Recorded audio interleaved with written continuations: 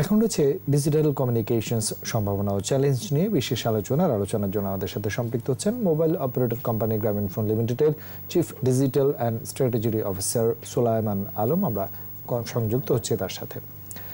জনাব সুলাইমান আলম, আপনি নিশ্চয়ই আমাকে শুনতে পাচ্ছেন। আপনাকে স্বাগত জানাচ্ছি আমাদের আজকের আয়োজনে। জি, আসসালামু আলাইকুম। আপনাকেও স্বাগত জানাচ্ছি এবং আমি আসলে আপনাদের থ্রুতে যারা এখন কানেক্টেড তাদের সবাইকে শুভেচ্ছা জানাচ্ছি। জি, আমরা শুরু করতে চাই আসলে কোভিড-19 পরিস্থিতির কথা। আসলে নতুন করে বলার কিছু নয়, সারা বিশ্বের সাথে বাংলাদেশকেও সবকিছু মেনে জীবন জীবিকা সবকিছু আসলে স্বাভাবিক দিকে নিয়ে যেতে হচ্ছে। এবং এই পরিস্থিতিতে প্রথমে একটু জানবো যে টেলিকমিউনিকেশন সেক্টর হিসেবে গ্রামীণফোন অনেকদিন ধরে কাজ করছে বাংলাদেশে, বর্তমান প্রেক্ষাপটে আসলে ব্যবসা বাণিজ্য পরিস্থিতিটি একটু যদি তুলে ধরেন। রাইট, ধন্যবাদ। সো দুটো ভাবে আসলে প্রশ্নটির আমি উত্তর দিতে চাই। প্রথমত হচ্ছে আপনি যেটা বলেছেন যে গ্রামীণফোন আমাদের এখানে যে টেলিযোগাযোগ সেবা দিচ্ছে তার উপরে অলমোস্ট 7.5 কোটি মানুষ আসলে ভরসা করে আছে। সো আমাদের পরিবারটি বেশ বড় এবং আমাদের এই টেলিযোগাযোগ সেবার মাধ্যমে এই কানেক্টিভিটি, বেসিক কানেক্টিভিটি যে প্রোভাইড হচ্ছে বোথ ভয়েস এবং ইন্টারনেটের ক্ষেত্রে, তার উপরে আসলে বিশেষ করে এই সিচুয়েশনে আপনি জানেন যে অনেকে যোগাযোগ ব্যবস্থার উপরই আসলে একটা বড়ভাবে ডিপেন্ডেন্সি ক্রিয়েট হয়ে আছে।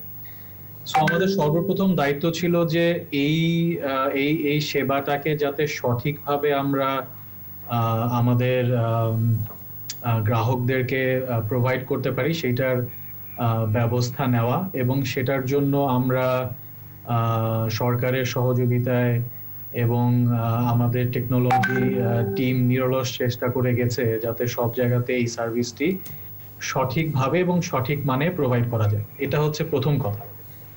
দ্বিতীয়ত হচ্ছে যে আমরা নিজেরা কিভাবে ব্যবসা চালাচ্ছি বা আমাদের পরিস্থিতি কিরকম। গ্রামীণফোন তো আসলে বাংলাদেশ ইকোনমির সাথে একদম অঙ্গাঙ্গি জড়িত। সো আমাদের ইকোনমিতে যখন এই কোভিড-19 এর প্রভাবটি আসলো তখন আসলে গ্রামীণফোনের ব্যবসা তো এর প্রভাব এসেছে, কিন্তু আমরা আমাদের একটা দায়িত্ব, আরেকটা যেটা দায়িত্ব আমি বলবো যে প্রথমটি হচ্ছে আমাদের গ্রাহক এবং তারপরেরটি হচ্ছে আমাদের নিজেদের মানুষ বা এমপ্লয়ি এবং যারা আমাদের সাথে ব্যবসায় জড়িত আছেন, আমাদের পার্টনার, আমাদের রিটেলার ভাইরা এবং অন্যান্য যারা সবাই আছেন। সো তাদেরকে কিভাবে আমরা সঠিকভাবে স্বাস্থ্যবিধি মেনে আমরা আসলে এই ব্যবসাটা চালায় নিয়ে যেতে পারি বা অপারেশনটা চালায় নিয়ে যেতে পারি, সেইটা আসলে আমরা চেষ্টা করেছি। এবং সেই ক্ষেত্রে আসলে আমাদের মানে প্রত্যেকটি ক্ষেত্রে টেকনোলজি বা নেটওয়ার্ক প্রোভাইডিং এর ক্ষেত্রে, আমাদের রিটেলারদের থ্রুতে আমাদের সেলস কার্যক্রম পরিচালনার ক্ষেত্রে, আমাদের সার্ভিস কার্যক্রম পরিচালনার ক্ষেত্রে এবং আমাদের অফিস কার্যক্রম পরিচালনার ক্ষেত্রে, সব ক্ষেত্রেই আসলে আমাদেরকে একটা আমূল পরিবর্তন আনতে হয়েছে। এবং এই ক্ষেত্রে আসলে এই এখন যেরকম আপনার সাথে কথা বলছি একটা ডিজিটাল ওয়েতে, সো এরকম নতুন নতুন যত ওয়ে আছে সেগুলো আমাদেরকে অ্যাডপ্ট করতে হয়েছে এবং সেগুলো আমাদেরকে সেই সাথে প্র্যাকটিসও করতে হচ্ছে। জি, so far I think it is going well, আলহামদুলিল্লাহ। জি, একটু আসতে যাবো। আমরা জানি যে বাংলাদেশে তথ্য প্রযুক্তি খাতে এখন তরুণদের অনেক বেশি সম্ভাবনা বা তারও আগ্রহ দেখিয়ে কাজ করছেন এবং গ্রামীণফোন অনেকদিন ধরে সেই জায়গাটাও সম্পৃক্ত রয়েছে। বিশেষ করে আমি বলতে চাইছি ষষ্ঠবারের মতো অ্যাক্সিলারেটর প্রোগ্রাম, এবং এই প্রোগ্রামটি আসলে তরুণদের জন্য আসলে কি ধরনের ভূমিকা রাখে? ধন্যবাদ। So Grameenphone accelerator, as you said, যে এটা হচ্ছে 6th ব্যাচ যেটা আমরা জাস্ট কনক্লুড করলাম ইনফ্যাক্ট জুলাই মাসে আমাদের ডেমো ডেটি হয়ে গেল। তো এইটা has been going on for some time now. 2015 শেষ থেকে আমরা আসলে এটা চালু রেখেছি এবং আপনি জানেন যে আমাদের তরুণদের এক অপার সম্ভাবনা আছে এবং এই ডিজিটাল বিভিন্ন তথ্য প্রযুক্তিকে কেন্দ্র করে বা এটিকে এক্সপ্লয়েট করে আসলে অনেক ধরনের তারা সেবা দান করছে। আমি বলবো যে অনেক ধরনের প্রবলেম সলভ করছে। সো সেইটি আসলে গ্রামীণফোন এটির সাথে একদম বেশ গোড়া থেকে বলতে পারেন যে ইকোসিস্টেমের পার্ট হয়ে ইকোসিস্টেমটাকে সাপোর্ট করতে চাচ্ছে। সো আমাদের যে এক্সিলারেটর প্রোগ্রাম, এটা সেরকম একটা program. It's a curriculum based activity, যেখানে আসলে এরকম যারা তরুণ উদ্যোক্তা তারা এই কারিকুলামের পার্ট হিসেবে অংশগ্রহণ করেন। আমাদের একটা রিগোরাস প্রসেস আছে। তারপরে সেটা they actually get a lot of facilities from this program, এবং একটা মেন্টর ভিত্তিক কার্যক্রমের মাধ্যমে তারা এইটাতে যখন গ্র্যাজুয়েট করেন, তখন আমরা একটা ডেমোডের মাধ্যমে তাদেরকে ইন্ট্রোডিউস করে দিই ইকোসিস্টেমের ইনভেস্টর এবং অন্যান্যদের সাথে। সো এটি হচ্ছে আসলে বেসিক কার্যক্রম। সেক্ষেত্রে তরুণদের এই জায়গাটা আপনারা অনেকদিন ধরে কাজ করছেন, কিভাবে নির্বাচিত হন তারা, বা নির্বাচনের পরবর্তী ধাপগুলোতে আসলে কি ধরনের সহযোগিতা তারা পায়? আমি এইবারেরটা দিয়ে উদাহরণটা দিই। তো যেরকম আমরা এইবার আসলে আমাদের কার্যক্রমের ব্যাপ্তিটা একটু বাড়াতে চেষ্টা করেছিলাম। আসলে আমাদের আনফরচুনেটলি সবকিছু ঢাকা কেন্দ্রিক একটা ব্যাপার হয়ে গেছে। এটা is a very unfortunate thing, but this is A reality. So আমরা চেষ্টা করেছিলাম যে এইবার এই কার্যক্রমটা ঢাকার বাইরেও ছড়িয়ে দিতে, এবং যে কারণে বেশ কিছু জেলা শহর থেকে আমরা অ্যাপ্লিকেশন আনার জন্য সেখানে বেশ কিছু কমিউনিটি এঙ্গেজমেন্ট কাজ করেছি। আমাদের কমিউনিটি বিল্ডার্স কিছু আমরা তাদেরকে এঙ্গেজ করেছি সেখানে। তো সেইখান থেকে প্রায় 600 মতো অ্যাপ্লিকেশন শুরুর যে প্রোগ্রামটি ছিল প্রি এক্সেলারেটর, সেখানে আসে। এবং তারপরে আমরা যখন এক্সেলারেটরের মেইন প্রোগ্রামটা শুরু করি, সেখানে আরো 1100-র মতো অ্যাপ্লিকেশন আসে। তো এগুলোকে যাচাই বাছাই করা হয় শুরুতে, এবং তারপরে একটা রিগোরাস স্ক্রিনিং একটা সেশন থাকে, যেখান থেকে আসলে একটা শর্ট লিস্টেড গ্রুপ, তারা আমাদের একটা প্যানেল আছে বোথ এক্সটার্নাল এবং ইন্টারনাল মানুষজন নিয়ে, সেখানে তারা পিচ করে, এবং সেই পিচ করার মাধ্যমে যারা আর কি আমরা সম্ভাবনাময় মনে করি যে এই প্রোগ্রামের সাথে জড়িত হতে পারে, তাদেরকে আমরা সিলেক্ট করি, and then they start this program. So এই প্রোগ্রামে অংশগ্রহণ করার মাধ্যমে তারা এই প্রোগ্রামের যে কারিকুলাম আছে, দ্যাট মিনস বেশ কিছু বাইরের মেন্টর এবং ইন্টারনাল রিসোর্সেস, তারা তাদেরকে গ্রুম করে, তাদের বেশ কিছু ডিজাইন থিঙ্কিং ওয়ার্কশপ হয়, আমরা তাদেরকে হাউস করি, মিনিং আমাদের গ্রামীণ ফোন হাউসে তারা অফিস করতে পারে, অফিসের সমস্ত ফ্যাসিলিটিস পায়, লাঞ্চ এন্ড এভরিথিং সবকিছু তারা ওখানে পায়। তারা এই প্রোগ্রামটা কন্টিনিউ করে, এবং এরপরে আমরা তাদেরকে ইকোসিস্টেমের বিভিন্ন ইম্পর্টেন্ট স্টেক হোল্ডার, যেরকম ধরেন ইনভেস্টর, ভেঞ্চার ক্যাপিটালিস্ট, এদের সাথে আমরা পরিচয় করিয়ে দিই, এবং আমরা নিজেরাও তাদেরকে কিছু গ্র্যান্ট ফান্ড দিই, যেটা দিয়ে তারা আসলে কিক স্টার্ট করতে পারে। সো নানাবিধ জিনিস আছে। জি, জনাব সালমান, আপনার সঙ্গে আমরা আবার আলোচনায় সংযুক্ত হব, তবে ছোট্ট একটি বিজ্ঞাপন বিরতি নিতে হচ্ছে। প্রিয় দর্শক, নিচ্ছে একটা বিরতি, আমাদের সঙ্গেই থাকুন।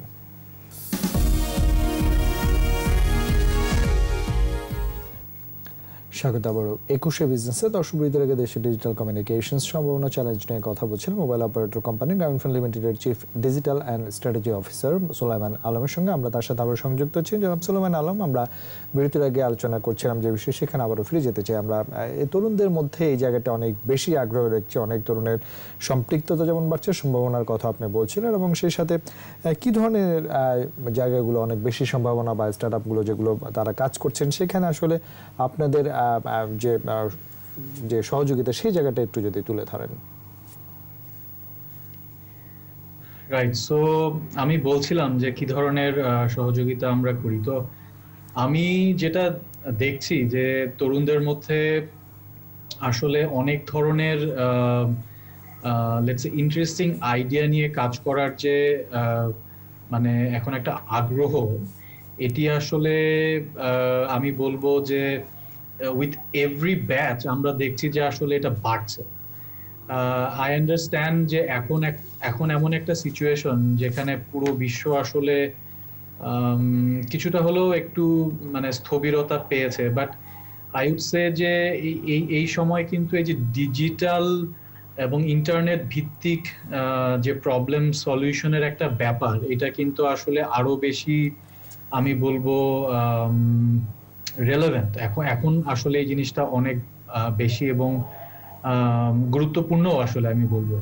তো এই ক্ষেত্রে আসলে তরুণরা ধরেন আমি দেখেছি সবসময় এমন কোনো ইন্টারেস্টিং সলিউশন নিয়ে আসছে যেটা অনেস্টলি স্পিকিং আমরাও কোয়াইট সারপ্রাইজড, এবং আমরাও মনে করছি যে আসলে এগুলোকে যদি প্রপারলি সহযোগিতা করা যায় এবং এরা যদি আসলে একটা প্রপার সেটআপ এবং প্রপার ইকোসিস্টেমের মধ্যে আসলে তাদের এই আইডিয়াটাকে ফ্লারিশ করার একটা সুযোগ পায়, তাহলে কিন্তু মানে বেশ কিছু হতে পারে যে যুগান্তকারী কিছু আইডিয়া দাঁড়িয়ে যেতে পারে, রাইট?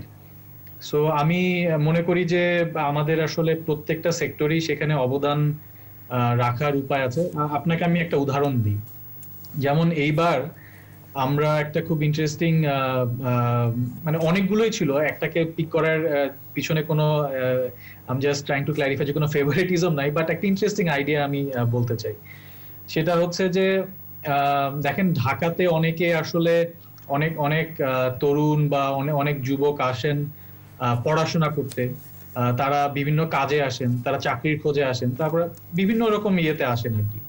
কিন্তু তারা আসার পর যখন একটা রুম নেন বা একটা বাড়ি নেন, সেইটাতে ধরেন মানে একটা বেসিক লেভেলের ফার্নিচার্স লাগে, রাইট? সেখানে ধরেন কিছু জিনিসপত্র লাগে যেটা দিয়ে আসলে একটা ফার্নিশিং করা দরকার, একটা খাট লাগে, একটু একটা টেবিল লাগে, তো কিছুটা লাগে।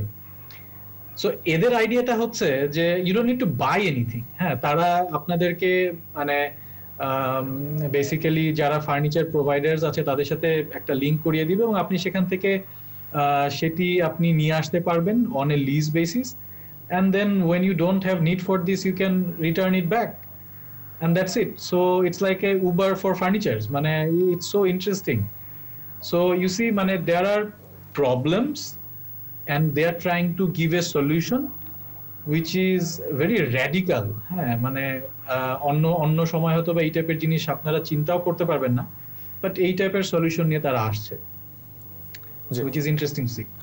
জনাব সুলাইমান, আমরা আরেকটি জায়গায় একটু যেতে চাই যে আমরা প্রচুর সম্ভাবনার কথা দেখছি, বিশেষ তথ্য প্রযুক্তি খাতে অপার সম্ভাবনা, আমাদের তরুণ জনগোষ্ঠীর যে অবস্থান তাদেরকে আরও বেশি দক্ষ হিসেবে এই সেক্টরে এগিয়ে নিয়ে যাওয়ার জন্য আপনারা অনেকদিন ধরেই কাজ করছেন।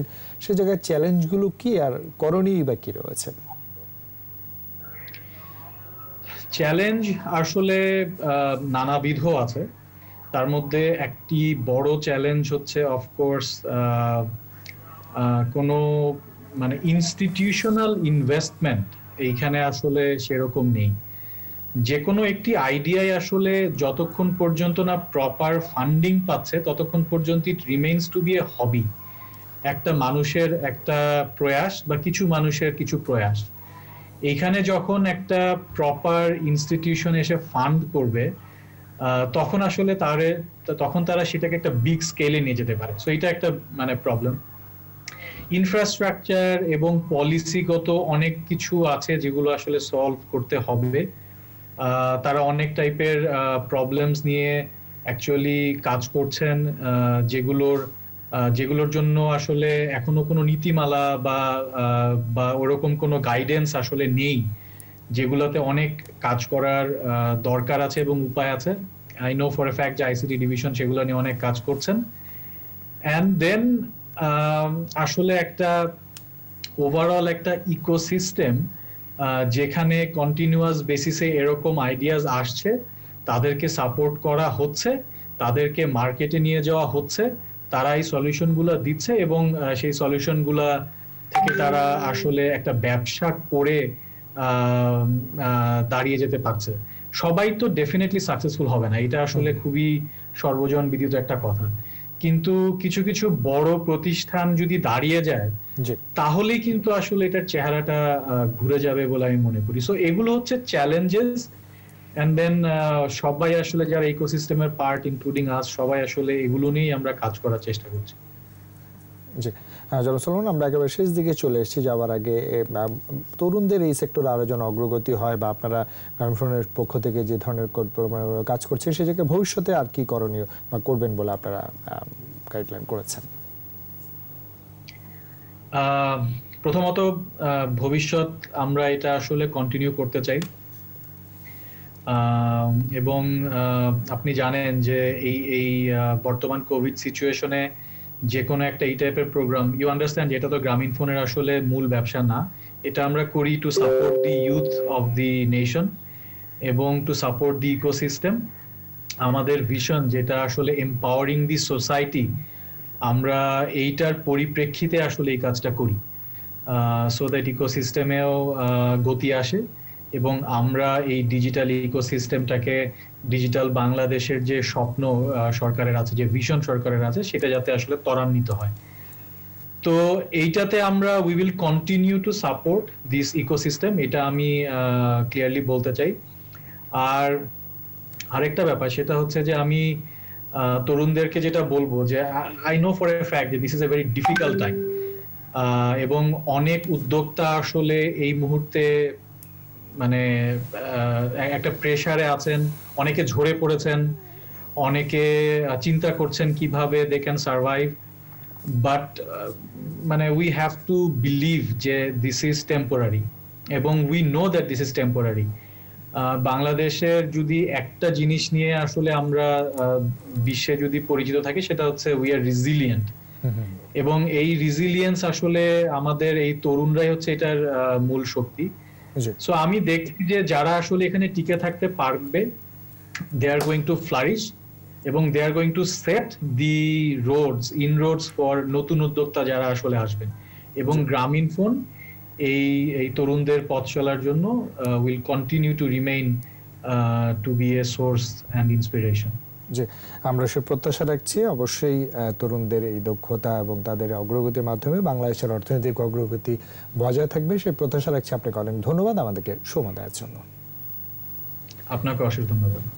দর্শক, এতক্ষণ ডিজিটাল কমিউনিকেশনস সম্ভাবনা ও চ্যালেঞ্জ এবং নানা দিক নিয়ে কথা বলছিলেন mobile operator company Grameenphone লিমিটেডের chief digital and strategy officer Solaiman Alam. দর্শক, এবারে নিচ্ছে আরও একটি বিরতি, বেলা 1:30 আবার ফিরে আসবে 21 বিজনেসে। ততক্ষণ আমাদের সঙ্গেই থাকুন।